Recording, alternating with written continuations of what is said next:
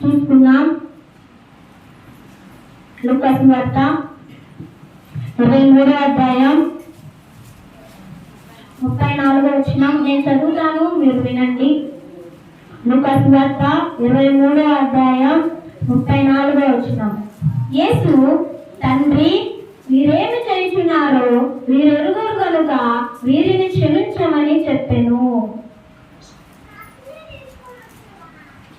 యేసుక్రీస్తు వారు అప్పటికి వేయబడి ఉన్నారండి. రక్తపు మడుగుల్లో ఉన్నారు. 3 మేకుల మధ్య ఆయన శిలువలో వేలాడుతున్నాడు. ఆ శిలువకి ఆయన ఆ 3 మేకుల మధ్య వేలాడుతూ మండు తెల్లలో ఆ రక్తం అంతా కారుతూ ఆ శరీరం అంతా కొరడాల చేత దెబ్బల చేత దున్నబడి రక్తం కారుతూ తన రక్తం పొట్టుకు కారేంతగా అంత పరిస్థితిలో, అంత వేదనకరమైన, అంత బాధకరమైన పరిస్థితులు ఆయన ఉంటున్నాడు. అయినప్పటికీ ఆయన కోసం ఏమి కోరుకోవట్లేదు. ఆ సమయంలో ఆయన ఏం చేస్తున్నాడంటే తండ్రికి ప్రార్థన చేస్తున్నాడు. ఆయన బాధల్లో ఉన్నాడు, చాలా వేదనకరమైన పరిస్థితిలో ఉన్నాడు. అసలుకి కొంచెం కూడా ఏం చేయలేని పరిస్థితి. ఆయన చాలా వేదన సిలువలో ఉన్నప్పటికీ కూడా ఆయన ప్రార్థన చేస్తున్నాడు. ఈ మాటలో మనం గమనించాల్సింది 2 విషయాలండి. ఆ 2 విషయాలు నేను ఎక్స్ప్లెయిన్ చేస్తాను. మొదటిది, ఆయన ఆ బాధకరమైన వేదనకరమైన పరిస్థితిలో దేవునికి ప్రార్థన చేస్తున్నాడు. మొదటిది ప్రార్థన. 2 క్షమాపణ, క్షమింపమని అడుగుతున్నాడు దేవుణ్ణి. వీరేం చేస్తున్నారో వీరు ఎరుగరు కనుక వీరిని క్షమించమని దేవునికి ప్రార్థన చేస్తున్నాడు మొదటిగా. రెండోదిగా వారిని క్షమించమని ప్రార్థిస్తున్నాడు. మొదటిగా నేను ప్రార్థన గురించి చెప్తాను. ఏంటంటే యేసుక్రీస్తు వారు అంత వేదనకరమైన పరిస్థితిలో కూడా ఆయన ప్రార్థన చేస్తున్నాడు. మనకు కూడా అలాంటి శ్రమలు, సమస్యలు, వేదనకరమైన పరిస్థితులు వస్తాయి. అలా వచ్చినప్పుడు మనం బాధపడకూడదు, కృంగిపోకూడదు, వేదన చెందకూడదు. యేసుక్రీస్తు వారి ప్రార్థన ఉండాలి. ఆ ప్రార్థన ఆయనని మనం పట్టుకొని ప్రార్థించే వారిగా ఉండాలి. అలా ప్రార్థించాలి. ఆయన ఇబ్బందులు లేనప్పటికీ ప్రార్థన చేశారు. ఆయన ఎవరి కోసం ప్రార్థన చేశారంటే హింసించే వారి కోసం, ఆయనను బాధ పెట్టిన వారి కోసం. వారందరూ ఏమన్నా ఆయనను బాధ చూసుకున్నారా? లేదండి. ఆయన చాలా వేదన పెట్టారు, ఆయన బాధకి కారణమయ్యారు. అలా వేధించి బాధ పెట్టిన వారి కోసం ప్రార్థన చేస్తున్నాడు. చూడండి, యేసుక్రీస్తు ఒకసారి చూద్దాం. మత్తయి సువార్త 5వ అధ్యాయం 44వ వచనంలో ఒక వాక్యం ఉంటుంది. మత్తయి సువార్త 5వ అధ్యాయం 44వ వచనం నేను చదువుతాను, మీరు వినండి. నేను మీతో చెప్పుకునేమనగా మీరు పరలోకమందున మీ తండ్రికి కుమారులే ఉండినట్లు నీ శత్రువులను ప్రేమించుడి, మిమ్మల్ని హింసించు వారి కొరకు ప్రార్థన చేయండి. ఇది యేసుక్రీస్తు వారు చెప్పిన మాట. ఆయన చెప్పి ఊరుకుండలేదండి. ఆయన చెప్పిన దాన్ని జరిగించి దేవుడే అంటున్నాడు. మనం చాలా వరకు మనకు కొన్ని అలవాట్లు ఉంటాయి, అవి మనం మానుకోలేము. కానీ వేరే వాళ్ళకు మానుకోమని చెప్తాం. అది కరెక్ట్ పద్ధతి కాదు. కానీ యేసుక్రీస్తు వారు చెప్పిన మాటను ఆయన చేయ దేవుడుగా ఉంటున్నాడు. ఆ మాట ఆయన నెరవేర్చే దేవుడుగా ఉంటున్నాడు. మిమ్మల్ని హింసించిన వారి కోసం ప్రార్థన చేయమని చెప్పిన దేవుడు ఆయన హింసించిన వారి కోసం కూడా ఆయన ప్రార్థన చేయవాడై ఉన్నాడు. అట్టి ప్రార్థన జీవితాన్ని మనం కలిగి ఉండాలి. అది మనం ఈ మొదటి మాటలో నేర్చుకుంటున్న మొదటి విషయం అండి. మన వేదనలో బాధల్లో ఉన్నప్పటికీ మనం ప్రార్థన కలిగి ఉండాలి. ఇంకా రెండోదానికి వస్తే క్షమించడం. క్షమించడం అనేది చాలా గొప్ప విషయం అనేది, చాలా ఎంత ప్రాముఖ్యమైనది. కాకపోతే యేసుక్రీస్తు వారు సిలువలో ఉన్నప్పుడు మొట్టమొదటిగా అదే పలికారు. క్షమించడం అనేది చాలా గొప్ప విషయం, అది చాలా గొప్ప లక్షణం. అది మనం కలిగి ఉండాలని ఆయన ఆ మాట పలికినాడు. ఒకసారి చూద్దాం. క్షమించడం వల్ల మనకి ఏం లాభం వస్తుంది? అసలు ఎందుకు క్షమించాలి? ఎలా క్షమిస్తే ఏం జరుగుతుంది? ఎన్నిసార్లు క్షమించాలి? ఈ క్వశ్చన్లకి ఆన్సర్ నేను చెప్తాను. ఒకసారి చూద్దాం. ఎందుకు క్షమించాలి అన్నదానికి చూడండి. క్షమించడం వల్ల మనకి ఏం లాభం కలుగుతుందంటే మత్తయి సువార్త 6వ అధ్యాయం 14వ వచనం. మత్తయి సువార్త 6వ అధ్యాయం 14వ వచనం నేను చదువుతాను. మనుషుల అపరాధములను మీరు క్షమించిన మీ పరలోకపు తండ్రియు మీ అపరాధములను క్షమించును. చూడండి, క్షమించడం వల్ల మనకేం లాభం కలుగుతుందంటే, మనం క్షమించడం, మన ఎడల ఎవరన్నా చిన్న చిన్న తప్పిదములు కానీ మనల్ని ఎవరైనా కొంచెం బాధ పెట్టినప్పుడు వాళ్ళు క్షమించమని అడిగినప్పుడు మనం క్షమిస్తే మన పరలోకమందున తండ్రి మన అపరాధములన్నిటినీ క్షమించువాడై ఉన్నాడు. చూడండి, మనుషులు మనకి ఏం చేసినా కొద్ది వరకే చేయగలరు. ఏదన్నా మోసం కానీ లేకపోతే ఏమన్నా మనం బాధపరచడం కానీ ఏం చేయగలనా ఈ లోకంలో ఉన్నంత వరకే కొద్దిగా మాత్రమే మనకు చేయగలరు. కానీ మనం దేవునికి చేసిన ద్రోహం చాలా పెద్దదండి. కానీ ఆయన ఏమంటున్నాడంటే, మీరు మనుషుల అపరాధములను మీ ఎడల మనుషుల అపరాధములు చేస్తే వాటిని మీరు క్షమిస్తే మీ పరలోకపు తండ్రి మీ అపరాధములన్నిటినీ క్షమించువాడే ఉన్నాడండి అని దేవుడు చెప్తున్నాడు. మన అపరాధములన్నీ క్షమించువాడు. మనకు కలిగిన లాభం ఏంటంటే, మనం క్షమిస్తే ఆయన మన పాపములను క్షమించువాడే ఉంటున్నాడు. మన పాపములను క్షమించడానికి ఆయన లోకానికి వచ్చాడండి. ఆయన క్షమించే దేవుడు అంటున్నాడు, క్షమించుటకు సిద్ధ మనసు కలిగిన దేవుడు అంటున్నాడు. అట్టి క్షమాపణ గుణాన్ని మనం కూడా కలిగి ఉండాలి. అటు క్షమించే మనసు మనందరికీ కావాలి అని మొదటి మాట మనకు చెప్తుంది. అలాగా మనము క్షమించే గుణాన్ని కలిగి ఉండాలని. తర్వాత ఎన్నిసార్లు క్షమించాలి? మనం క్షమిస్తే దేవుడు మన పాపాలు క్షమిస్తాడు. బాగుంది. ఎన్నిసార్లు క్షమించాలి? ఒకసారి మోసం చేశారు, క్షమించాడు, సరిపోయింది. మళ్ళీ రెండోసారి కూడా క్షమించాలా? సరే, రెండోసారి కూడా క్షమించేశారు, మళ్ళీ మూడోసారి కూడా తప్పు చేసి క్షమించాలి. ఇలా ఎన్నిసార్లు క్షమించాలి అని ఒక డౌట్ ఉంటుంది. దానికి యేసుక్రీస్తుల వారు ఏం చెప్పారో చూద్దాం. చూడండి, మత్తయి సువార్త 18వ అధ్యాయం 21వ వచనం నేను చదువుతాను, వినండి. ఆ సమయమున పేతురు ఆయన యొద్దకు వచ్చి, ప్రభువా, నా సహోదరుడు నా ఎడల తప్పిదము చేసిన ఎడల నేనెన్ని మారులు అతనిని క్షమింపవలేను? 7 మారుల మటుకా అని అడిగాను. అందుకు యేసు అతనితో ఇట్లనెను, 7 మారుల మటుకే కాదు, 75 ఏళ్ల మారుల మటుకని నీతో చెప్పుచున్నానెను. చూడండి, ఒకసారి పేతురు గారు యేసుక్రీస్తుల వారి వద్దకు వెళ్ళారు. వెళ్ళి యేసుక్రీస్తుల వారిని ఇలా అడుగుతున్నాడు, ప్రభువా, నా ఎడల ఎవరో నా తప్పిదము అంటే ఏదైనా తప్పు చేస్తే వాళ్ళు క్షమించమని అడిగితే ఒక 7 సార్లు క్షమిస్తే సరిపోతుందా ప్రభువా అని ఆయన అడిగారు. అడిగినప్పుడు యేసుక్రీస్తు వారు చెప్తున్నారు, 7 మార్లు మట్టుకే కాదు కానీ 75 ఏళ్ల మార్లు మట్టుకు నువ్వు క్షమించాలి, అట్టి గుణం నువ్వు కలిగి ఉండాలని యేసుక్రీస్తు వారు స్పష్టంగా ఇక్కడ చెప్తున్నారు. ఈ లేఖనం చదివినట్లయితే మీకు అర్థమవుతుంది. ఒక్కసారి కాదు, 2 సార్లు కాదు, వాళ్ళు ఎన్నిసార్లు తప్పిదం చేసి నీ యొద్దకు వచ్చి నన్ను క్షమించమని మిమ్మల్ని అడిగినప్పటికీ అట్టి క్షమించే గుణము మనందరం కలిగి ఉండాలి అని దేవుడు ఇక్కడ మనతో మాట్లాడుతున్నాడండి. చూడండి, క్షమించేసాం, సరిపోయింది. ఎలా క్షమించాలి? వాళ్ళు మన దగ్గరికి వచ్చి నేను తప్పు చేస్తున్నాను, నన్ను క్షమించంటే సరే క్షమించాను పో అంటే సరిపోతుందా? సరిపోదు. ఎందుకని చెప్తున్నానంటే, అలా క్షమించాను పో అంటే సరిపోదు. ఎలా క్షమించాలో కూడా మనం తెలుసుకోవాలి. ఎలా క్షమించాలంటే చూద్దాం. మత్తయి సువార్త 18వ అధ్యాయం 35వ వచనం. మత్తయి సువార్త 18వ అధ్యాయం 35వ వచనం. మీలో ప్రతి వాడును తన సహోదరుని హృదయపూర్వకముగా క్షమింపని ఎడల నా పరలోకపు తండ్రితో ఆ ప్రకారమే మీరు ఎలా చేయను.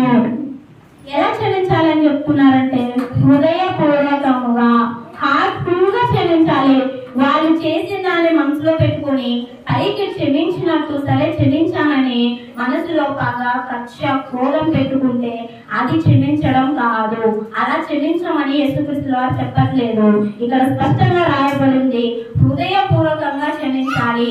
నీ మనసులో వాళ్ళని ఒక్కసారి క్షమించేసిన తర్వాత నీ మనసులో కోపం కానీ, తాగగాని అవి ఏం పెట్టుకోకూడదు. వాళ్ళని చూసినప్పుడు నీ ముఖంలో చిరునవ్వు రావాలే కానీ వాళ్ళని చూసినప్పుడు వాళ్ళు చేసిన తప్పు కానీ వాళ్ళు నీ ఎడల చేసిన ఏమైనా కార్యం కానీ నీకు గుర్తు రాకూడదు. అలా గుర్తు వస్తుందంటే నువ్వు హృదయపూర్వకంగా క్షమించినట్టు కానే కాదు. హృదయపూర్వకంగా క్షమించడం అంటే వాళ్ళు ఇంకెప్పుడు వాళ్ళు చేసిన తప్పు అస్సలకి జ్ఞాపకం తెచ్చుకోకూడదు. ఆ తప్పు ఇంకెన్నటికి అస్సలకి మర్చిపోవాలి. అది హృదయపూర్వకంగా క్షమించడం. హృదయపూర్వకంగా వాళ్ళని క్షమించి వాళ్ళని చూసినప్పుడు మన ముఖంలో నవ్వు రావాలి కానీ వాళ్ళని చూసినప్పుడు వాళ్ళు చేసిన తప్పు గుర్తుకొచ్చి మనకు కోపం లాని అలాంటివి ఏం రాకూడదు. అలా వచ్చిందంటే అది హృదయపూర్వకంగా క్షమించడం కాదు. జ్ఞాపకం పెట్టుకోండి. మొదటిగా మనం ఏం తెలుసుకున్నామంటే మన ఎడల ఎవరైనా తప్పిదం చేస్తే అది క్షమించినట్టయితే దేవుడు మన పాపాలు కూడా క్షమిస్తాడు. అది తెలుసుకున్నాం. తర్వాత రెండోదిగా ఏంటంటే ఎలా క్షమించాలి, ఎన్నిసార్లు క్షమించాలంటే వాళ్ళు ఎన్నిసార్లు క్షమించమని అడిగినా మీరు క్షమించేంత మనసు కలిగి ఉండాలని తెలుసుకున్నాం. మూడోదిగా ఏంటంటే హృదయపూర్వకంగా క్షమించాలని తెలుసుకున్నాం. హృదయపూర్వకంగా క్షమించడం అంటే ఎలా అని ఒక్క ఉపమానం చెప్తానండి. ఆ ఉపమానం యేసుక్రీస్తు వారు చెప్పిందే నేను ఒకసారి చదువుతాను, మీరందరూ శ్రద్ధగా వినండి. మత్తయి సువార్త 18వ అధ్యాయం 22 నుంచి నేను చదువుతాను, మీరు వినండి. 23 నుంచి. కావున పరలోక రాజ్యము తన దాసుని యొక్క లెక్క చూచుకొన మొదలు పెట్టినప్పుడు అతడు లెక్క చూచుకొన మొదలు పెట్టినప్పుడు అతనికి 10,000 తలాంతులు అచ్చి ఉన్న ఒకడు అతని యొద్దకు తేబడెను. అప్పు తీర్చుటకు వాని యొద్ద ఏమీ లేనందున వాని యజమానుడు వానిని, వాని భార్యను, పిల్లలను, వానికి కలిగిన యావత్తును అప్పు తీర్చాలని ఆజ్ఞాపించెను. కాబట్టి ఆ దాసుడు అతని ఎదుట సాగిలపడి మొక్కి, నా ఎడల ఓర్చుకొనుము, నీకు అంతయు చెల్లించునని చెప్పగా ఆ దాసుని యజమానుడు కనికరపడి వానిని విడిచిపెట్టి వాని అప్పు చెల్లించెను. అయితే ఆ దాసుడు బయటకు వెళ్ళి తనకు 100 దేనారములు అచ్చి ఉన్న తన తోటి దాసులలో ఒకరిని చూసి వాని గొంతు పట్టుకొని, నీవు అచ్చి ఉన్నది చెల్లింపుమనెను. అందుకు వాని తోటి దాసుడు సాగిలపడి, నా ఎడల ఓర్చుకొనుము, నీకు చెల్లించునని వానిని వేడుకొనెను గాని వాడు ఒప్పుకొనగా అచ్యున్నదంతయు చెల్లించు వరకు వానిని చెరసాలలో వేయించెను. కాగా వాని తోటి దాసుడు జరిగినది చూసి మిక్కిలి దుఃఖపడి జరిగినదంతయు తన యజమానునికి వివరముగా తెలిపిరి. అప్పుడు వాని యజమానుడు వానిని పిలిచి, చెత్తదాసుడా, నీవు నన్ను వేడుకొంటివి కనుక నీ అప్పంతయు క్షమించితిని. నేను నిన్ను కరుణించిన ప్రకారము నీవును నీ తోటి దాసుని కరుణింపవలసి ఉండేను కదా అని వారితో చెప్పాను. చూడండి, ఈ ఉపమానం ఏంటంటే ఒక రాజు ఉన్నాడు. ఆ రాజు కాడ ఒక దాసుడు. ఒకరోజు రాజు గారు ఏం చేశారంటే లెక్క చూస్తా ఉన్నారు అన్నమాట. చూస్తా ఉంటే తనకు 100 దేనారములు అప్పు ఉన్న ఒక దాసుడు కనిపించాడు. 10,000 తలాంతులు అచ్చి ఉన్న ఒక దాసుడు కనిపించాడు. ఆయన రాజుకి ఒక దాసుడు అప్పున్నాడండి. అప్పుంటే ఆ రాజుగారు ఏం చేశారంటే వాళ్ళ ఇంటికి వెళ్ళి వారిని, వాళ్ళ భార్యను, పిల్లలను అని కలిగిన యావత్తును, అంటే వాళ్ళ ఇంటిని, ఇంట్లో ఉన్న మొత్తాన్ని అమ్మేసి నువ్వు అప్పు తీర్చేయి అని చెప్పాడు.